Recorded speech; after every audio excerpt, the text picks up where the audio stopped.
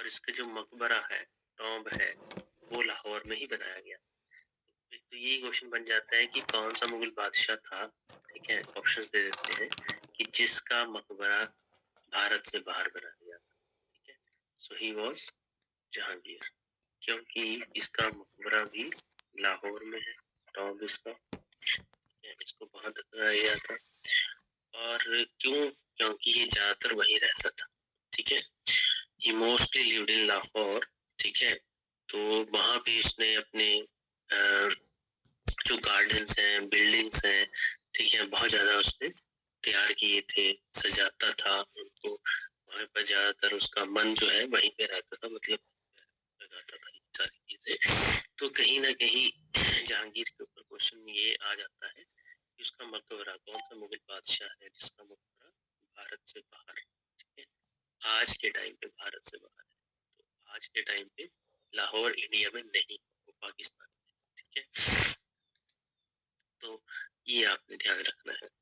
अगर हम बात करें कि जो उसका बड़ा बेटा था, अब देखिए जहांगीर का असली नाम मैंने बताया क्या था, सलीम।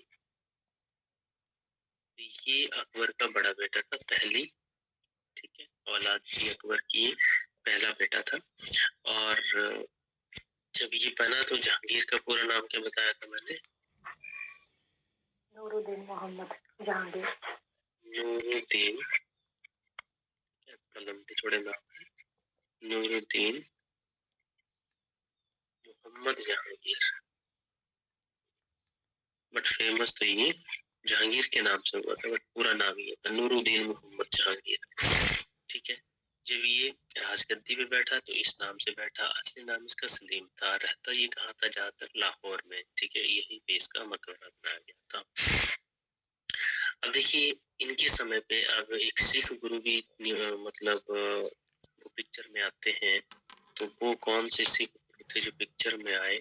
फिफ्थ सिख गुरु, ठीक है। हालांकि सिखों के बारे में हम अलग से देखेंगे। तो फिफ्थ सिख गुरु कौन थे? गुरु अर्जुन देव। अर्जुन देव, ठीक है, गुरु अर्जुन देव, गुरु अर्जुन। देखिए ये गुरु अर्जुन देव वो हैं जिन्होंने आदि ग्रंथ, ठीक है, जो सिखों की एक होली किताब है, बहुत फेमस, ठीक है, जिसमें उनकी शिक्षाएं लिखी है ना, टीचिंग्स है, वो कंपाइल की थी गुरु अर्जुन देव ने। तो गुरु अर्जुन देव जो थे इसके कंटेम्परेरी थे, ठीक है, इसके जहांगीर के कंटेम्परेरी, जहांगीर, जहांगीर के कंटेम्परेरी थे, इसके समकालीन थे। अब होता क्या है कि जो जहांगीर का बड़ा बेटा था, ठीक है, जिसका नाम था खुसरो, जहांगीर के बड़े बेटे का नाम क्या था? खुसरो।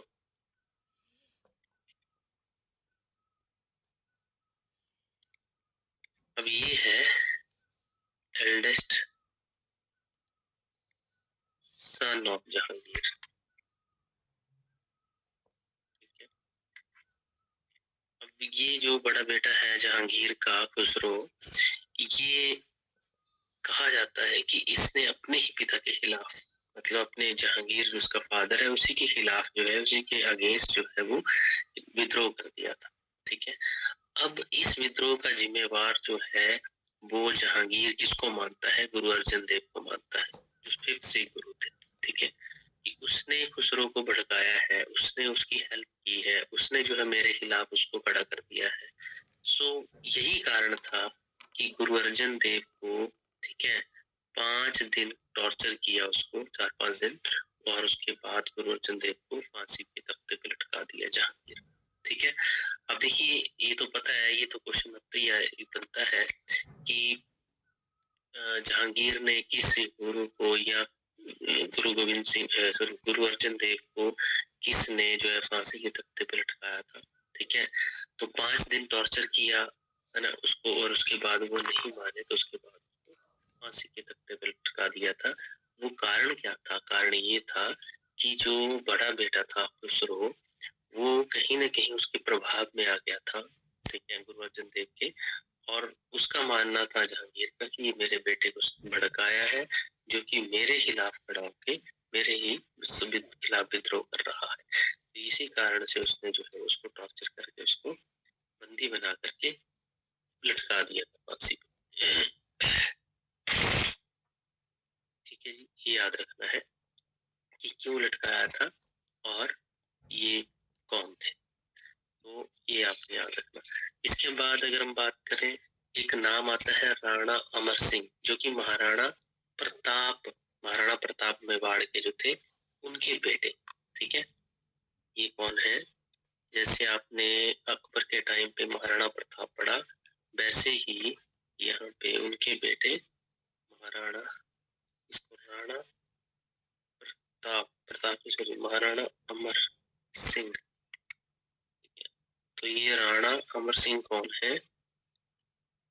Son of Maharana Pratap.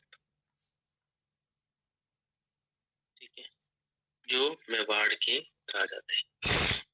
महाराणा प्रताप किसके समकालीन थे? अकबर के। ठीक है, तो अकबर का बेटा सलीम जहांगीर, जिसके समकालीन कौन है? राणा अमर सिंह। तो वो महाराणा प्रताप के बेटे हैं, राणा अमर सिंह। तो ये भी राणा अमर सिंह जो है कहीं ना कहीं ये भी जहांगीर के, ठीक है, खिलाफ, जहांगीर मतलब इसको जो है वो एक तरह से जहांगीर के सामने ही सरेंडर कर देता है, ये हार जाता है। ठीक है, तो ये बात है 1615 की। 1615 में सरेंडर किया था राणा अमर सिंह ने, किसके सामने? जहांगीर के आगे। जहांगीर के आगे इसने जो है वो 1615 में सरेंडर कर दिया था, आत्मसमर्पण कर दिया था। ठीक है, हार मान ली थी। तो ये जो 1615 में हुआ था, इसको बोलते हैं ट्रीटी ऑफ चित्तौड़। ठीक है, चित्तौड़ राजस्थान में चित्तौड़ की संधि, ट्रीटी ऑफ चित्तौड़ किसके बीच में हुई थी? Between Jahangir and Rana Amar Singh. और ये कौन है? राणा अमर सिंह, महाराणा प्रताप का बेटा। इसने इसके सामने समर्पण कर दिया था, आत्मसमर्पण कर दिया था। ठीक है, ट्रीटी ऑफ चित्तौड़, राणा अमर सिंह, याद रख सकते हैं।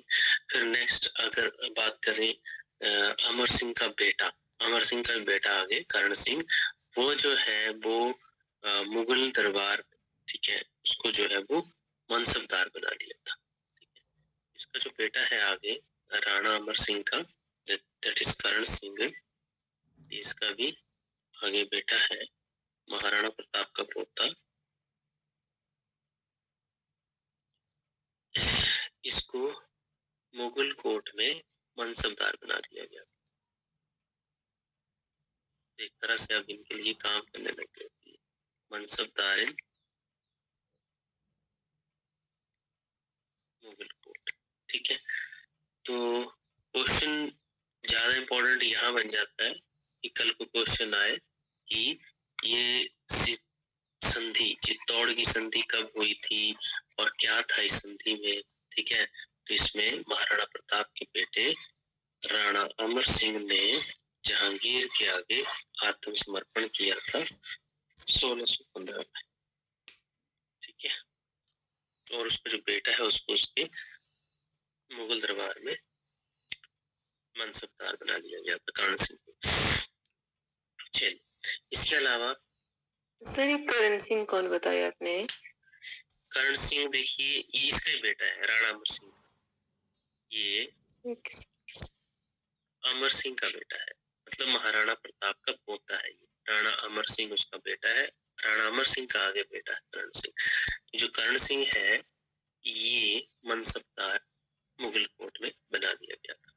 ठीक है, नेक्स्ट अगर हम बात करें, एक इंस्टीट्यूशन के नाम इन्होंने दिए थे, टू आसपा, ठीक है, और सी आसपा।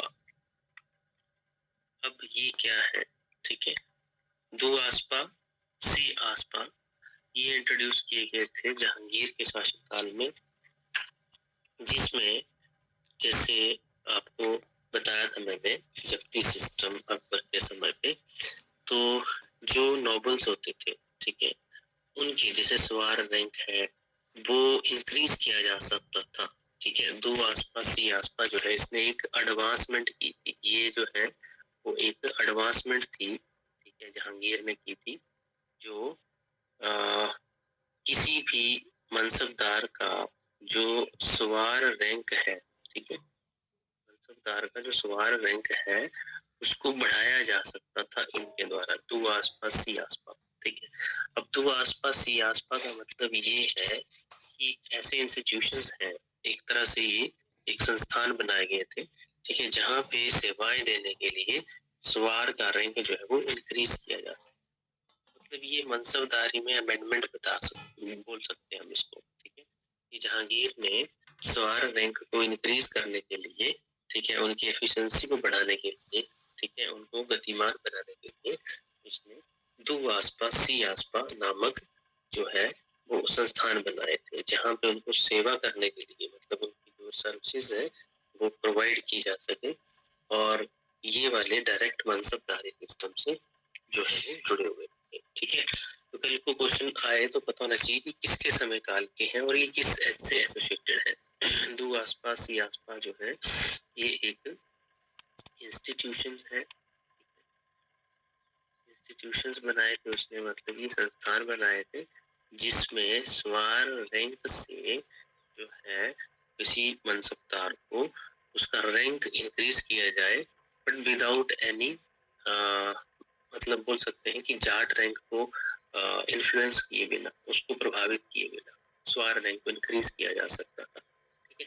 ये हालांकि डिटेल की चीज है कि दो आसपास ही आसपास बहुत लंबी थोड़ी, बट आपने अगर क्वेश्चन आता है जैसे किसी को, तो आपको आइडिया होना चाहिए, ऐसे पूछा तो नहीं जाता है, ठीक है, पर थोड़ा सा आइडिया हो तो काफी है। चलिए नेक्स्ट आता है हमारा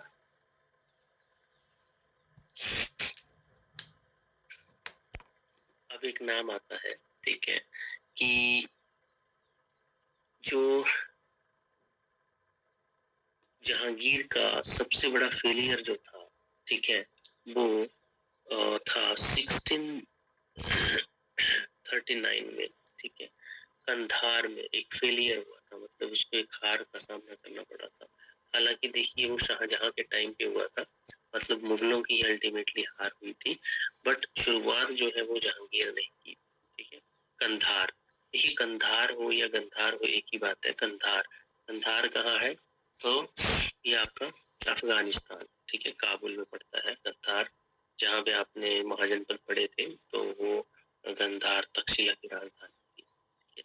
तो फाइनली जो है वो वहां पे उसको हार का सामना करना पड़ता है, अफगानियों से ये हारे थे मुगल वहां पे, ठीक है। बड़े 1639 की बात है, फिर से आपका वहां पे शाहजहां के टाइम पे हम इसको फिर से देख लेंगे, ठीक है। बट इसकी एक जो पर्सनल लाइफ के बारे में क्वेश्चन आते हैं तो वो ये कि जो मोस्ट इम्पोर्टेंट इवेंट है जहांगीर की लाइफ का वो इसकी मैरिज थी, ठीक है, इसकी मैरिज। और मैरिज इसकी किससे हुई थी, तो मेहरुनिशा, इसका नाम है मेहरुनिशा, ये इसकी वाइफ है,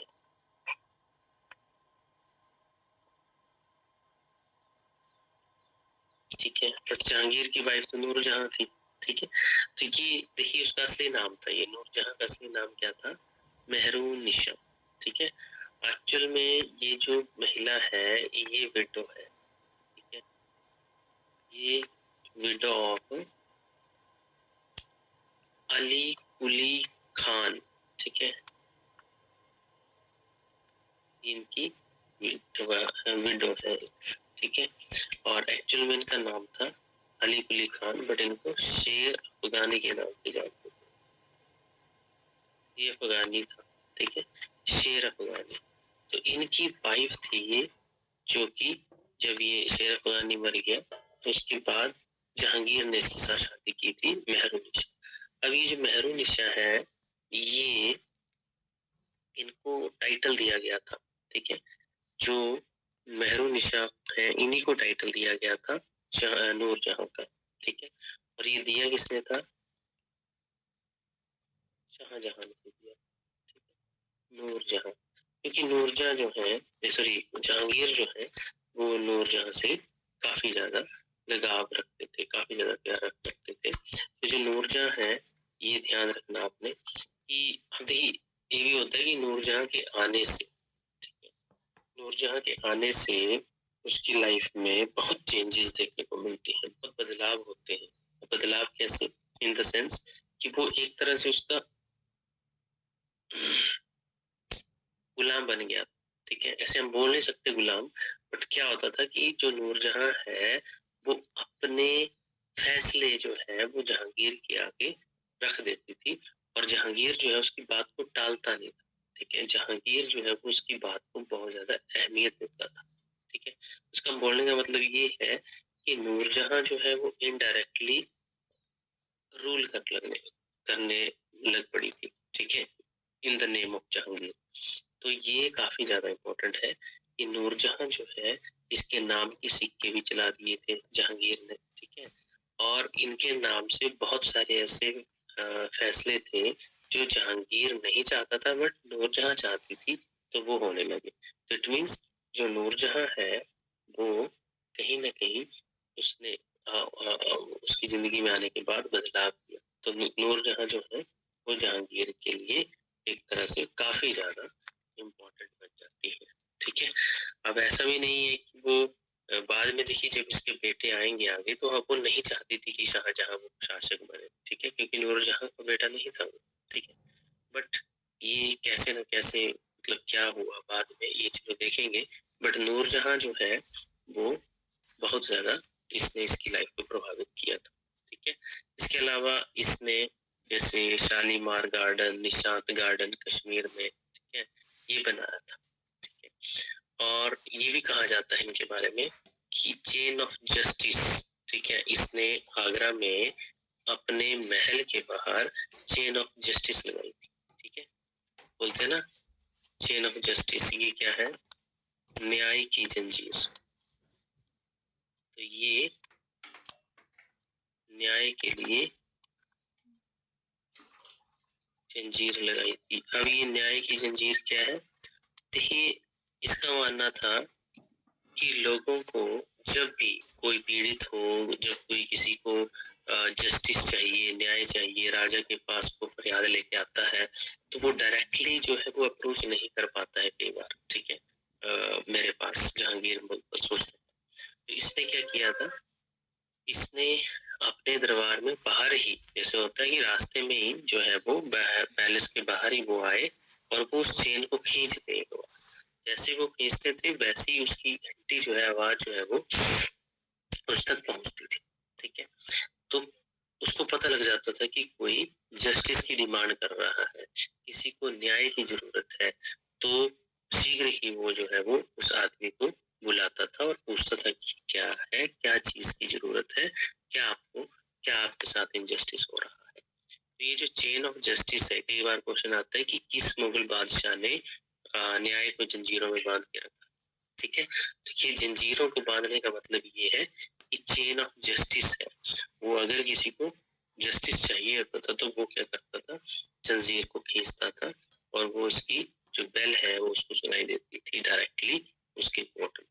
तो चेन ऑफ जस्टिस जो है ये भी इन्होंने लगाई थी, ठीक है। Chain of justice outside his palace in Agra, और ये कहाँ थी? पैलेस जो था इसका आगरा में बाहर, ठीक है। ये काफी इम्पोर्टेंट क्वेश्चन है। तो इसको बोलते हैं जंजीर, ठीक है, जंजीर आदिल, ठीक है।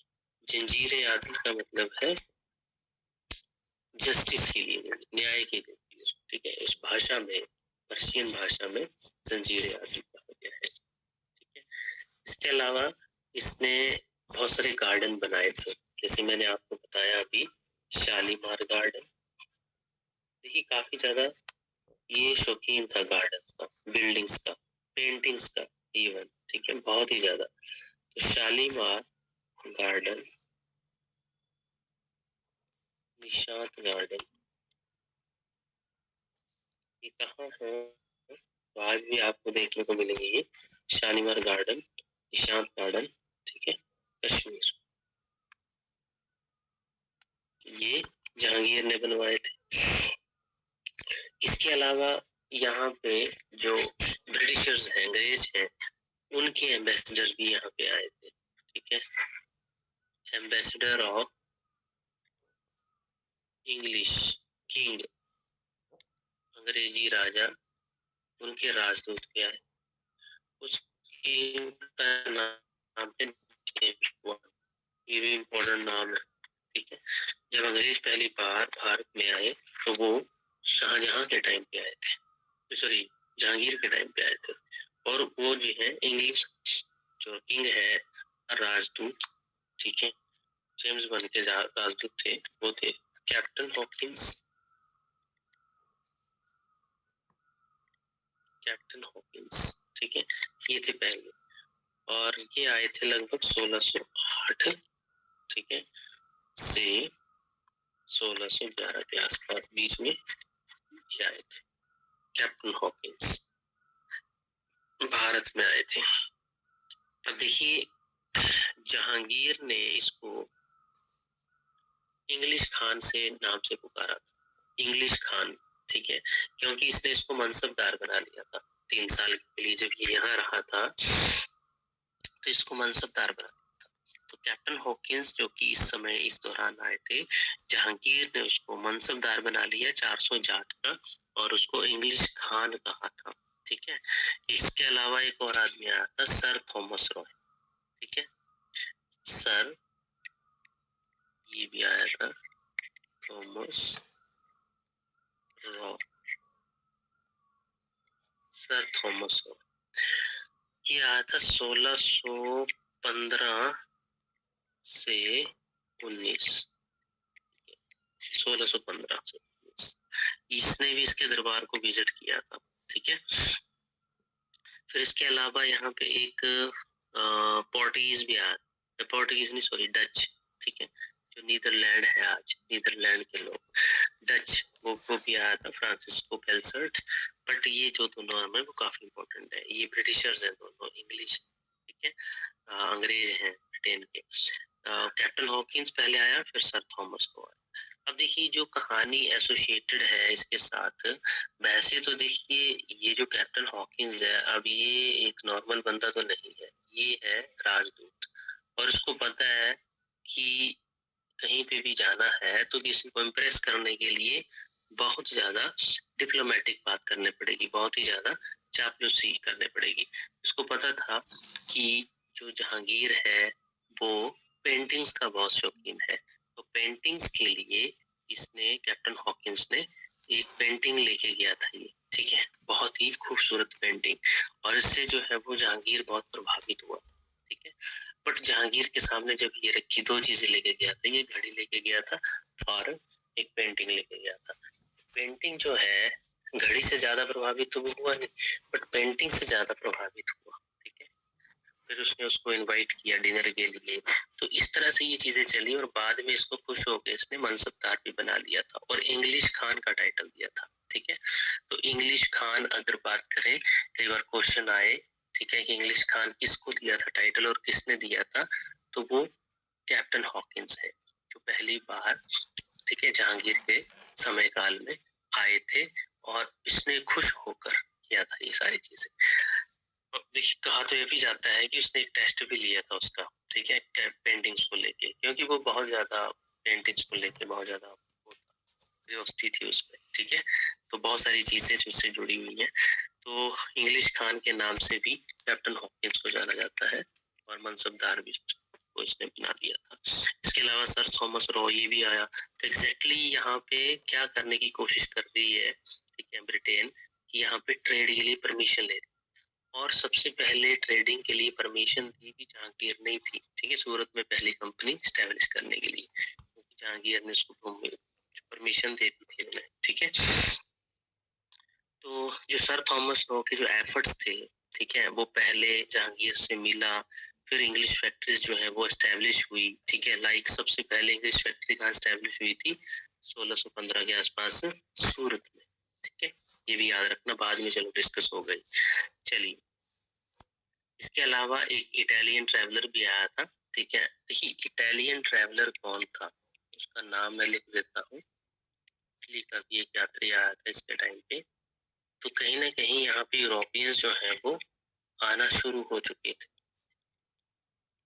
यूरोपियन तो पहले भी देखे हैं आपने, ठीक है। जैसे आपको मैंने बताया था, इसका नाम है पीट्रा वैली, ठीक है।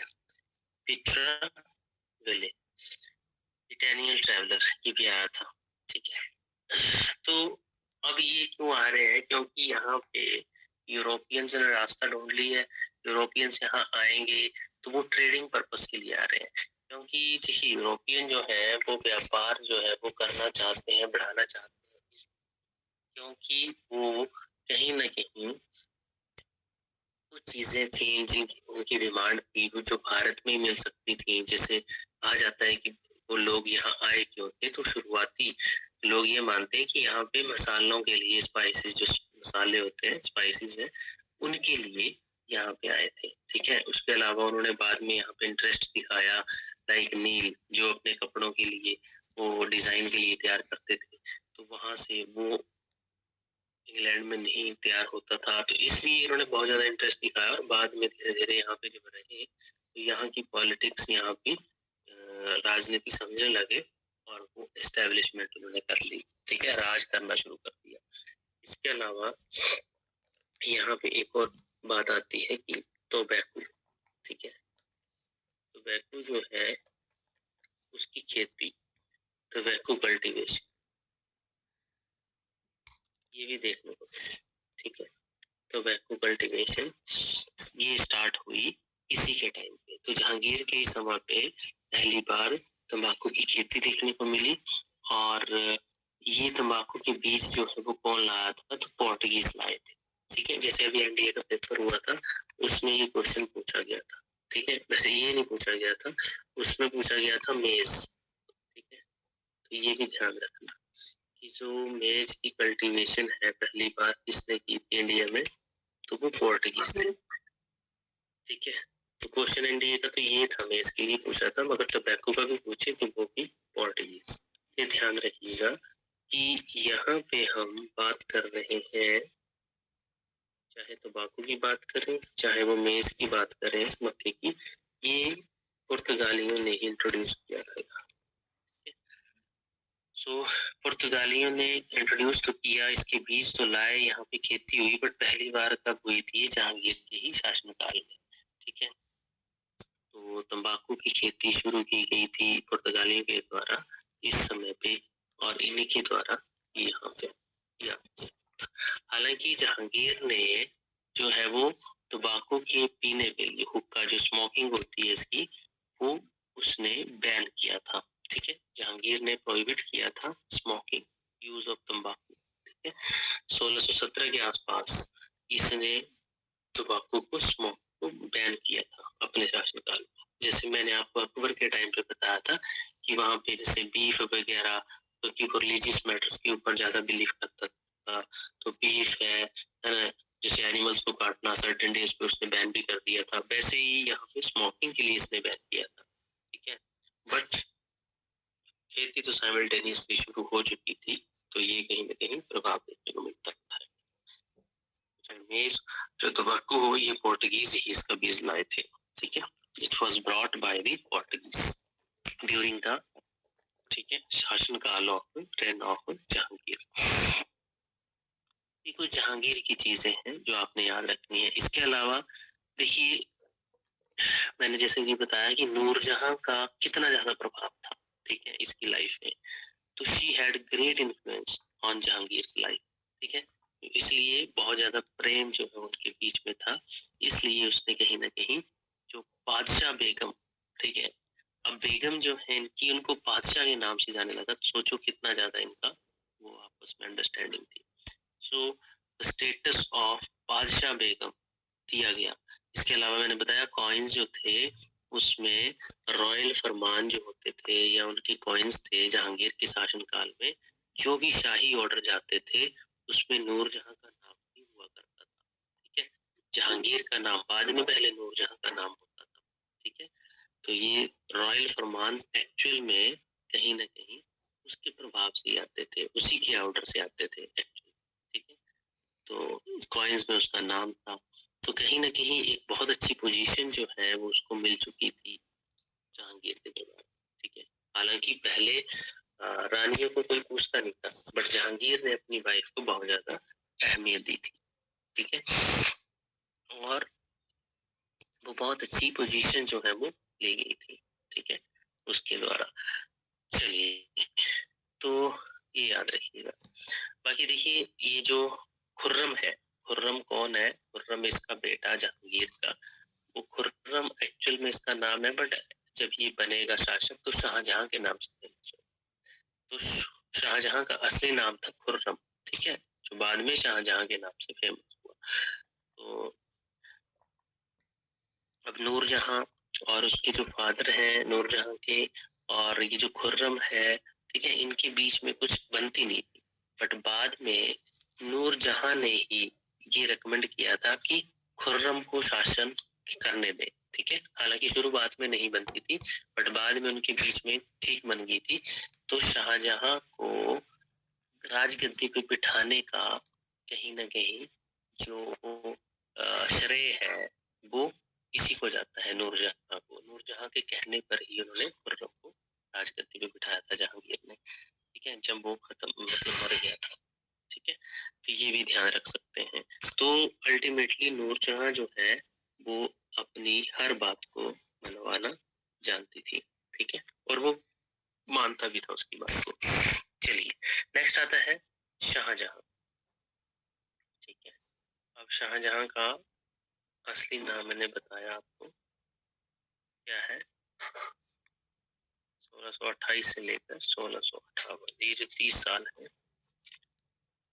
ये शाहजहां का है। इसका असली नाम था खुर्रम। जैसे मैंने शेरशाह सूरी का नाम बताया था फरीद। ठीक है, कई बार ओरिजिनल नाम ही पूछ लेते हैं। ठीक है, शाहजहां का असली नाम था खुर्रम। तो देखिए, ये शाहजहां जो है इसके शासनकाल को मुगलों के शासनकाल में गोल्डन एज माना जाता है। ठीक है, शाहजहां का जो शासनकाल है इस समय पे ऐसी बिल्डिंग्स बहुत ज्यादा बनी, और इसने बहुत ज्यादा इंटरेस्ट जो है वो इसके ऊपर दिखाया, बिल्डिंग्स को बनाने के ऊपर। ठीक है, और बहुत ज्यादा इसने के टाइम पे डेवलपमेंट भी हुई थी। अब क्यों हुई थी?